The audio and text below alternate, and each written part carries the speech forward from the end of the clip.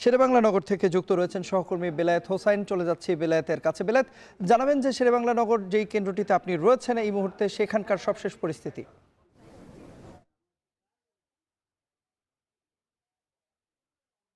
স্থানীয় উচ্চ বিদ্যালয় ভোট কেন্দ্র, এটি ঢাকা 12 আসনের একটি ভোট কেন্দ্র। ঢাকা 12 আসনে 130টি ভোট কেন্দ্রের মধ্যে একটি ভোট কেন্দ্র। এখানে আমরা দেখছি ভোটাররা নির্বিঘ্নে তাদের ভোটাধিকার প্রয়োগ করেছেন। আমি ভোট কেন্দ্রের ভেতরে প্রবেশ করেছি।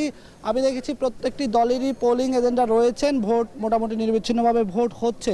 বিশেষ করে এই আসনে শক্ত প্রতিদ্বন্দ্বিতা যদি বলি, এখানে বিএনপি জোটের প্রার্থী রয়েছেন কোদাল মার্কায় সাইফুল হক, আর প্রার্থী রয়েছেন বিএনপির বিদ্রোহী প্রার্থী রয়েছেন এখানে ফুটবল মার্কায় সাইফুল ইসলাম নীরব, এবং আরেকজন সাইফুল আলম রয়েছেন, তিনি দাঁড়িপাল্লা প্রতীকের প্রার্থী। আমরা দেখতে পাচ্ছি যে বিদেশি পর্যবেক্ষকরা এই ভোট কেন্দ্রটি পর্যবেক্ষণ করেছেন। এই মুহূর্তে আমার সঙ্গে রয়েছেন ইউরোপীয় ইউনিয়নের প্রধান পর্যবেক্ষক, তিনি সারাদিনই অনেকগুলো ভোট কেন্দ্র পর্যবেক্ষণ করেছেন।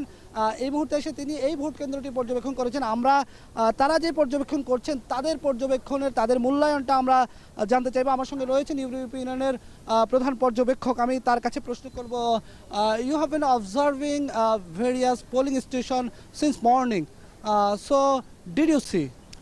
Well, first of all, I think that this is really a big day for Bangladeshi democracy, and we are at 200 plus people strong European Union electoral observation mission all across the country, and we are seeing what's happening in all the polling stations, both on the countryside but also the cities and villages.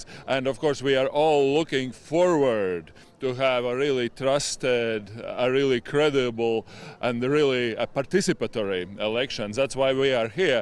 But as for the results, we are going to publish our preliminary results on Saturday at 12 o'clock. There will be a press conference, but right now I really wish all the Bangladeshi citizens a really trusted and participatory elections. Thank you very much. Another question to you. Did you see any irregularities at any polling station? Well, I am just one of the 200 plus people who are observing these elections, and that's why, of course, we are all covering as many polling stations as possible. We are gathering all the information. This information is coming together in our central expert team, and afterwards we will produce a result. Thank you very much. ওকে, ধন্যবাদ। আমাদের সঙ্গে ছিলেন ইউরোপীয় ইউনিয়নের প্রধান পর্যবেক্ষক। তিনি বলছিলেন যে তার একটি বিশাল টিম বাংলাদেশের ভোট কেন্দ্রগুলোতে পর্যবেক্ষণ করছে।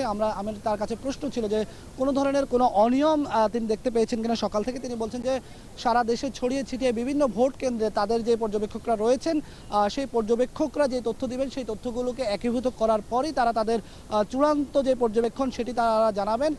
তারা একই সঙ্গে তারা বলেছেন তারা বিভিন্ন ভোট কেন্দ্রে যাচ্ছেন, গিয়ে তারা দেখছেন কোনো ধরনের অনিয়ম হচ্ছে কিনা, ভোট গ্রহণযোগ্য হচ্ছে কিনা। তারা একটি উৎসবমুখর ভোট বাংলাদেশে দেখতে চান। আমরা যদি বলি যে এই যে ভোট, আমাদের সঙ্গে যুক্ত হয়েছিলেন সহকর্মী বেলায়েত হোসাইন।